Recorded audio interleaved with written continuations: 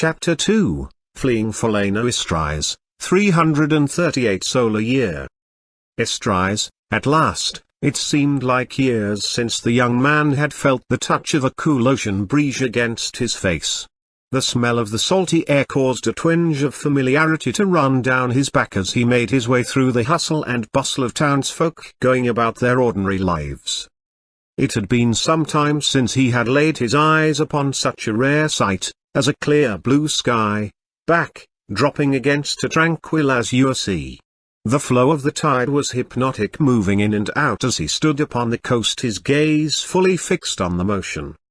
He didn't even notice a salty man, whose sway, speech, countenance, and all other mannerisms left little doubt that this man was an old sea dog. "Dear Captain, got a letter from dear Princess." "Yeah, and dear Captain is as mad as a barnacle on his backside 'cause he has to change his plans. Now hurry up and get your skinny ass to dear ship before dear Captain chances his mind's me matey," exclaimed the old sailor. "Oh. Yes, thank you. Please, lead the way," replied the young man. Turning his eyes from the shore and looking back toward the inland, he let out a deep sigh, and began following the old-timer toward the ocean-going vessel. The two made their way to the ship, where a man dressed in a white uniform with an orange overcoat awaited them. The old sailor introduced his superior officer to the young man. "This be Captain Diego," he said as he gestured toward the man in orange. The young man quickly made eye contact with this fellow. His uniform was white like cotton and his orange coat was one that glimmered like the sun. He stood tall and proud. He was a man who had a presence and knew how to use it. His hair was black as night, as was his beard. His tanned face had a serious look and was covered with many scars. The captain didn't try to hide his wounds. For him, they were a badge of honor he wore proudly. His demeanor was excellent for intimidating his foes and friends alike. His one hand was rested on the hilt of his sword and the other at his side.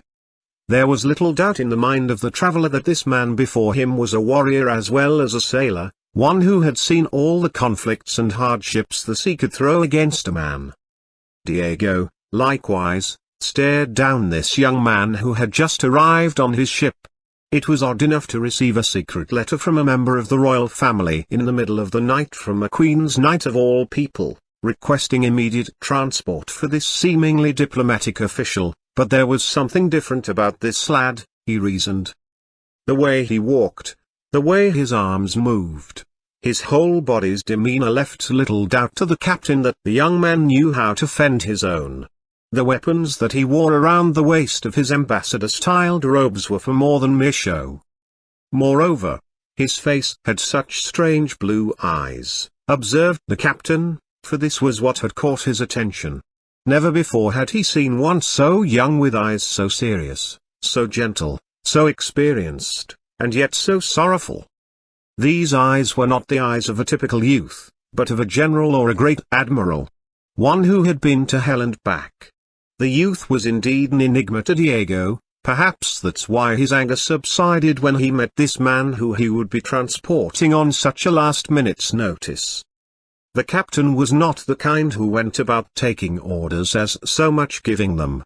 But Diego was a proud and patriotic man, and a request like this from the royal family, he took as a great honor.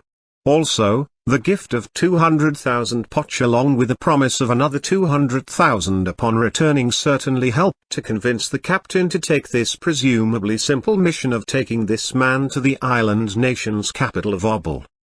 "This is my ship," declared Diego in a deep, yet concise, voice. "I am letting you on my ship for the sake of Her Highness, Princess Alinda.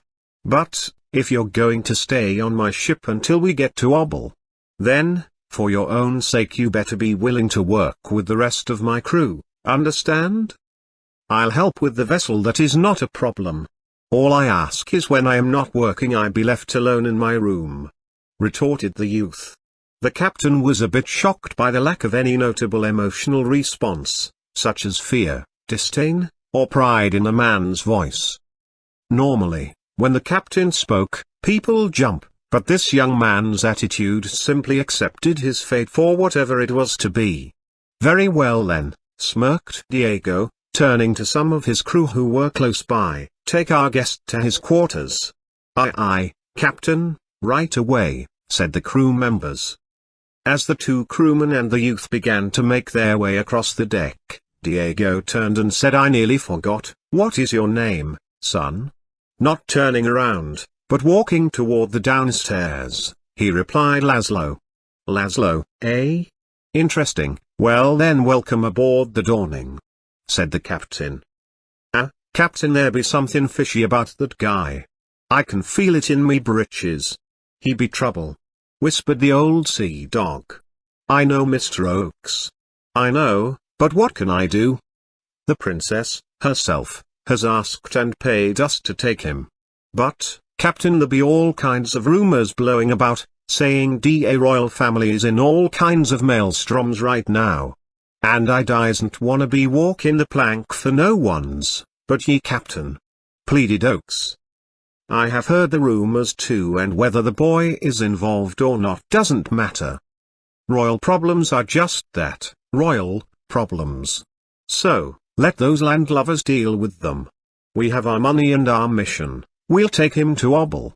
We will wait a while and come back, collect the rest of our treasure from the princess, and that will be that. Besides, he's different and certainly strange, agreed, but there is something about him that is respectable. Now get to your post so we can set sail, Mr. Oakes." "Aye, Captain," yelled the old sea dog. "Your Highness, I just received word from Istrais. They accepted your request and his ship set sail earlier this morning," reported the Queen's Knight. "Thank you, so much." The gentle, yet remorseful, voice replied. Rose more casually and personally asked, "Princess Alinda, what will you do now? I mean, if your mother finds out." She won't know. Not her. Not father. No one.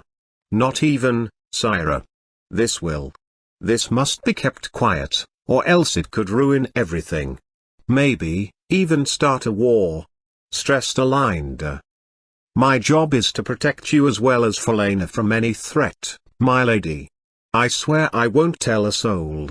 But, what about the young Master Barrows? Are you really going to marry him?" asked her bodyguard. "You are a true friend, Rose. But yes, I must marry him, and not because of that awful letter, but because it is my duty. It breaks my heart, but if there is one thing I have learned because of all this, is my wants must come second to the needs of Falena. And I am its princess." Alinda took Rose by both hands as the two began to weep together. "Come, let us pray for the sun's divine protection upon us and Falena right now."